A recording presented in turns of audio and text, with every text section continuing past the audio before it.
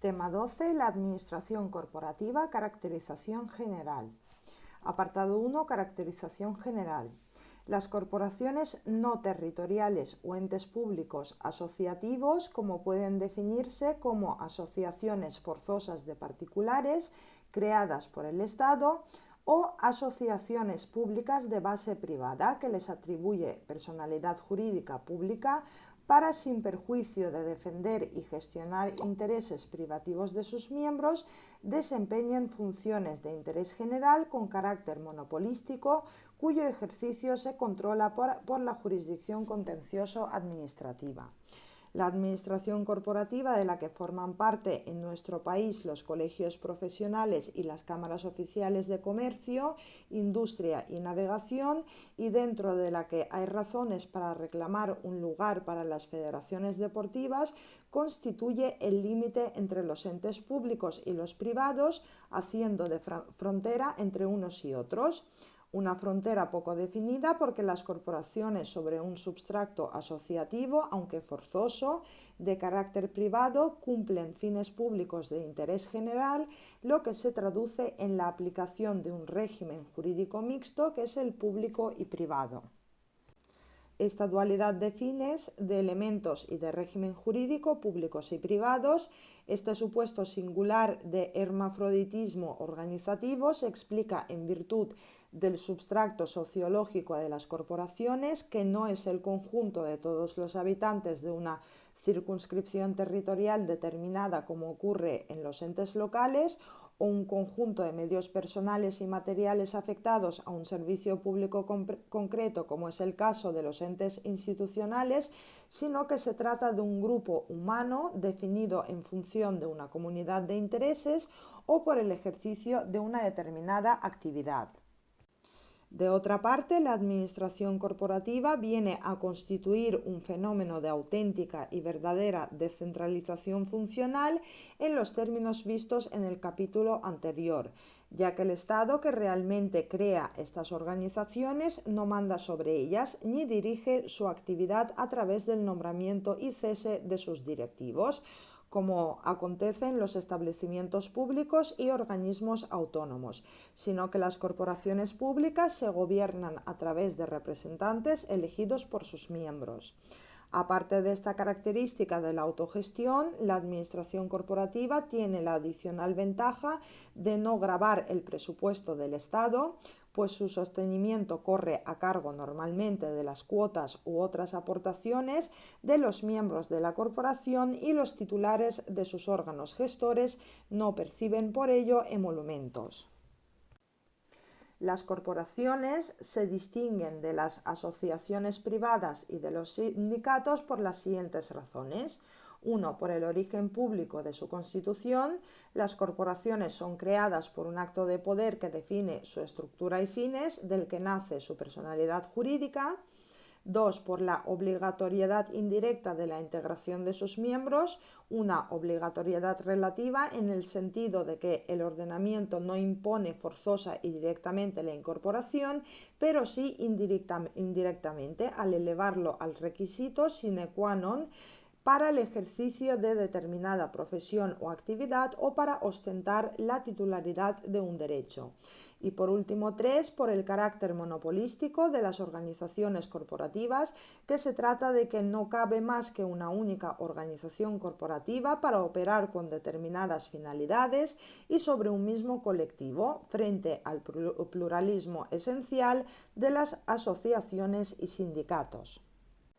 Consecuentemente, con estos tres elementos de derecho público y la subsistencia de elementos privados, a las corporaciones se les somete al derecho público y a la jurisdicción contencioso-administrativa con sus privilegios y servidumbres. Pero ese sometimiento no alcanza a la actividad medial, a la logística o intendencia. Por eso ni sus empleados son funcionarios, ni sus contratos son administrativos, ni sus bienes son de dominio público.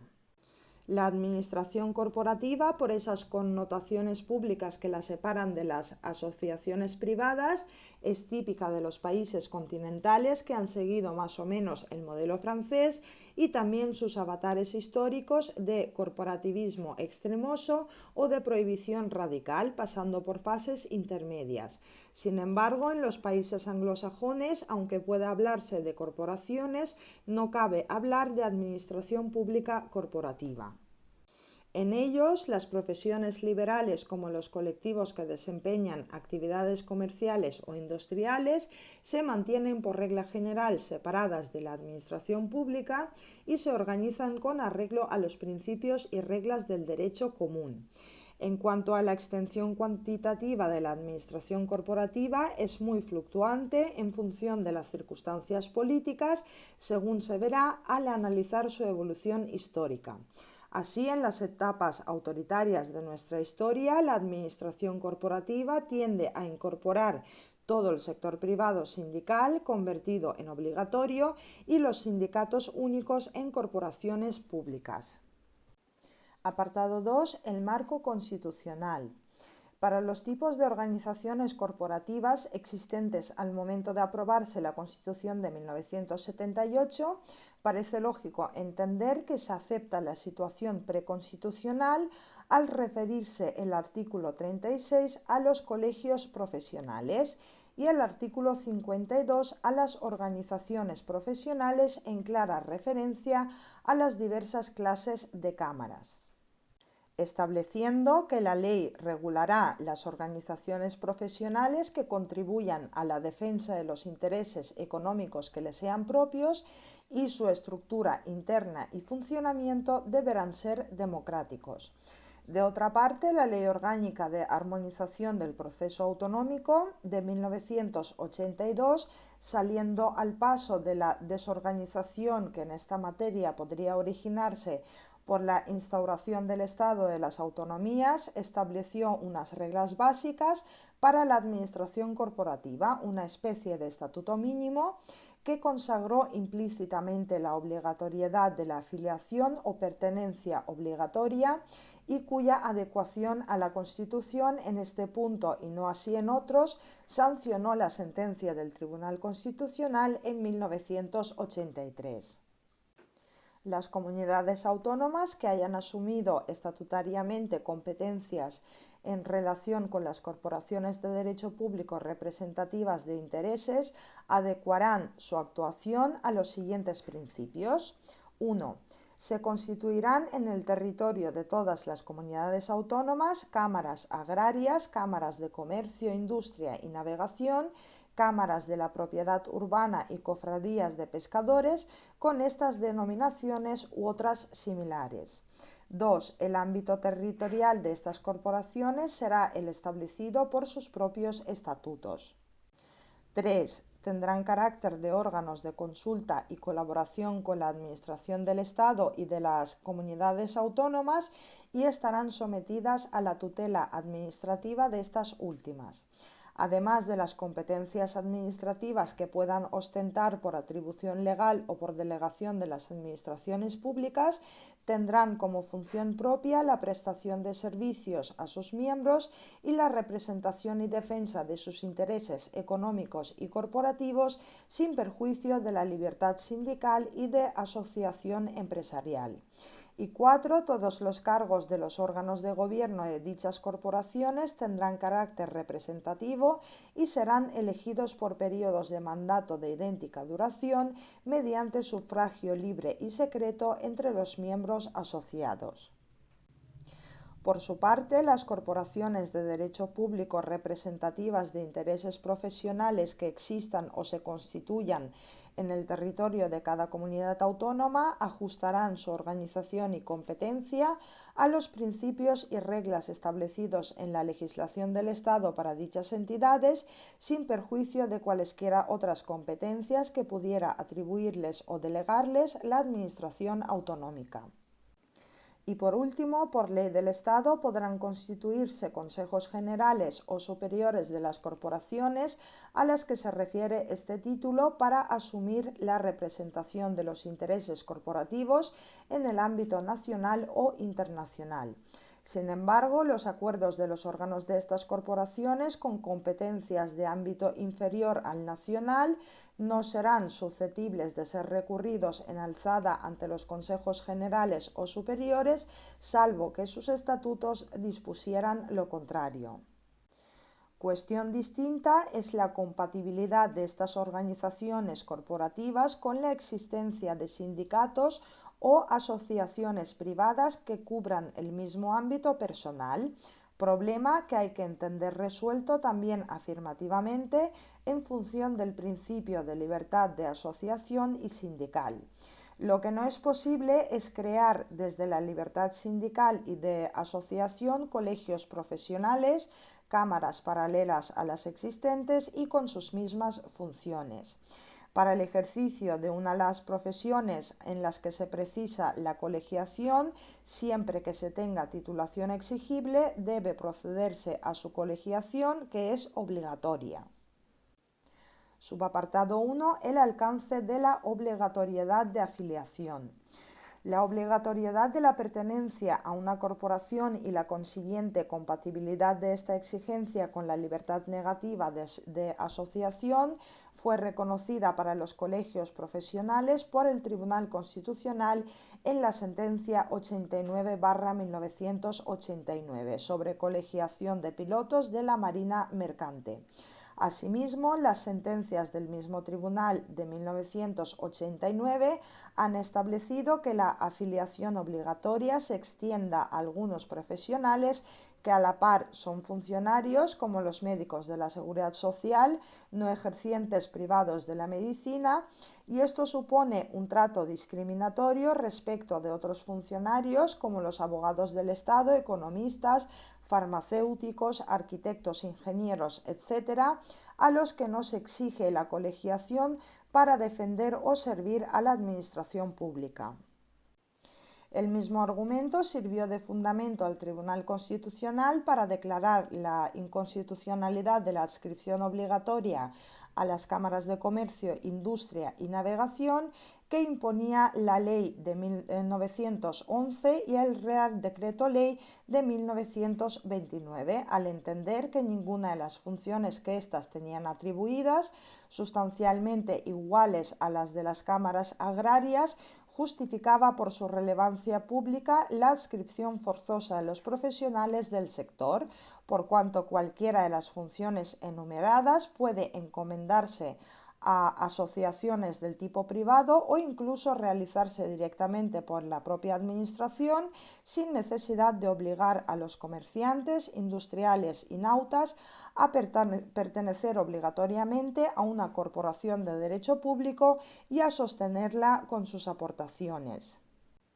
La administración corporativa cameral ha sufrido otros embates de la mano del legislador estatal que en la Ley de Presupuestos para el año 1989 declaró la voluntariedad de la afiliación a las cámaras oficiales de propiedad urbana y que posteriormente decretó su disolución y la confiscación de sus bienes.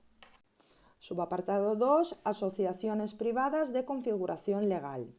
La contradictoria jurisprudencia del Tribunal Constitucional sobre corporaciones públicas no solo radica en haber declarado no obligatorias unas corporaciones públicas que lo venían siendo como las cámaras, salvo las privilegiadas de comercio, industria y navegación, sino también en haber admitido la adscripción forzosa de los particulares a otras entidades de naturaleza asociativa. Pues bien, esta calificación de asociaciones especiales que se atribuye a las federaciones deportivas frente a la más apropiada de corporaciones es contradictoria con su régimen jurídico, pues a ellas es obligado pertenecer para participar tanto en la actividad organizativa de clubes profesionales y sociedades anónimas deportivas como para la práctica profesional del deporte en competiciones oficiales, y a las que se atribuyen funciones públicas de carácter administrativo, que son las que justifican las reglas de tutela y control para el Estado sobre su organización y actividad. Sin embargo, la contradicción está a la vista, pues el tribunal no puede menos de reconocer que el ordenamiento estimula la incorporación a la respectiva federación en cuanto esa incorporación constituye un requisito para que los clubes deportivos puedan participar en competiciones oficiales y en cuanto canalizan subvenciones.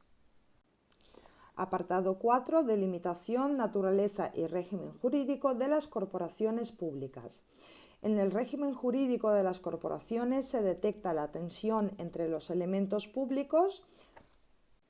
y los elementos privados, lo que da lugar a un régimen jurídico mixto de contornos no siempre bien delimitados, presidido por el principio de encomicidad en la aplicación de las exorbitancias y sujeciones propias del régimen administrativo. En materia de fuentes, es de destacar la aplicación en primer lugar de la Ley Básica de origen estatal o autonómico y los reglamentos de aplicación. Subsidiariamente son de aplicación normas de la corporación, un derecho estatutario que es el propio y específico y que tiene su origen en el propio ente por apoderamiento de las normas constitutivas. La aplicación del derecho público, así como el sometimiento de todos los actos al enjuiciamiento de la jurisdicción contencioso-administrativa, no ofrece dudas en todo lo referente a la constitución de sus órganos y aplicación del sistema electoral propio. También la actividad corporativa se somete al derecho público y sus actos son administrativos a efectos de la exigencia de las reglas procedimentales básicas y de su impugnación contenciosa, cuando en las corporaciones actúan competencias en torno a los fines que las leyes o sus estatutos les asignen.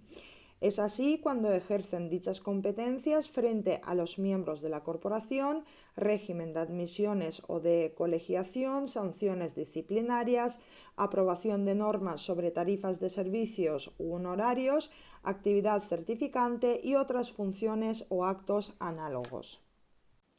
La sujeción al derecho privado comprende residualmente la actividad instrumental o logística de las corporaciones en relación con terceros no miembros, como es con carácter general el régimen de sus empleados, que no son funcionarios sino trabajadores, así como la actividad contractual que origina contratos de derecho civil y no administrativos, con la consecuencia de que no se aplican las reglas de selección de contratistas ni demás especialidades de la contratación administrativa. La misma aplicación del derecho privado tiene lugar en materia de disposición y gestión de su patrimonio, que no se beneficia de los privilegios de reivindicación de oficio, imprescriptibilidad, inembargabilidad, etc., propios de los bienes de los entes públicos.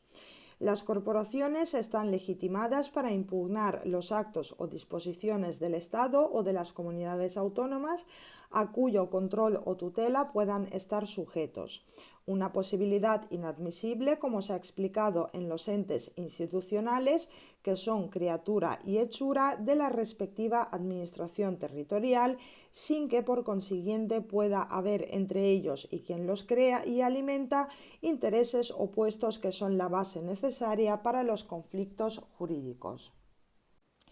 También rige entre las corporaciones y la administración que ejerce la tutela en la comunidad autónoma el principio de incomunicabilidad patrimonial financiera y de responsabilidad patrimonial entre el Estado o la comunidad autónoma y la corporación, cuyas deudas y responsabilidades no pueden nunca afectar a aquellos entes territoriales.